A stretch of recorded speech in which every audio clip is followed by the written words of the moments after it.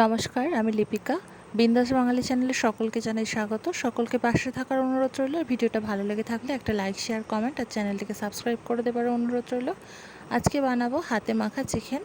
তো তার জন্য আমি চিকেনটাকে ভালো করে ধুয়ে পরিষ্কার করে নিয়েছি। এবারে দিয়ে দিলাম কুচিয়ে রাখা পেঁয়াজ, দিয়ে দেবো ছোট ছোট করে কেটে রাখা কাঁচা লঙ্কা, আর দিয়েছি গ্রেট করে রাখা আদা রসুন।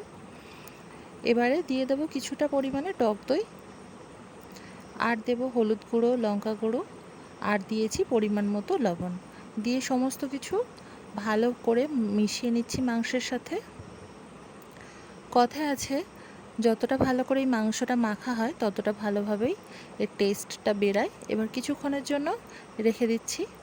কিছুক্ষণ পরে কড়াইয়ের মধ্যে দিয়ে দিয়েছি একটা শুকনো লঙ্কার ফোড়ন, আর কিছু দিইনি আজকে ফোড়নে। আর তারপরে দিয়ে দিলাম চিকেনটা দিয়ে খুব ভালো করে উল্টে পাল্টে নেড়ে নিচ্ছি। এবারে দিয়ে দেব কেটে রাখা আলুটা আজকে আমি ভেজেও দিচ্ছি না।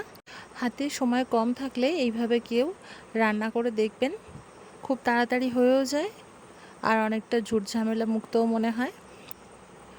10 মিনিট মতো ঢাকা দিয়ে রেখেছিলাম, মাঝখানে অবশ্য একবার দুবার আমি চেক করে নিয়েছি।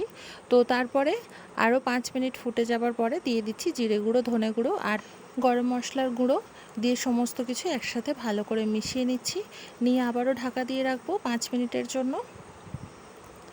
কার কার এরকম হাতে মাখা চিকেন খেতে ভালো লাগে আমাকে কমেন্ট বক্সে অবশ্যই জানাতে ভুলবেন না। আর কেউ একবার যদি এই রেসিপিটা ট্রাই করে থাকেন তো আমাকে সেটাও জানাবেন। আর চিকেনটা খুব একটা বেশি বাকি নেই। হাতে মাখা চিকেনের রেসিপিটা কেমন হয়েছে সকলকে জানাবার অনুরোধ রইল। আর ভিডিওটা ভালো লেগে থাকলে আমার চ্যানেলটিকে সাবস্ক্রাইব করে দেবেন। ভিডিওটি দেখার জন্য ধন্যবাদ সকলকে। টাটা।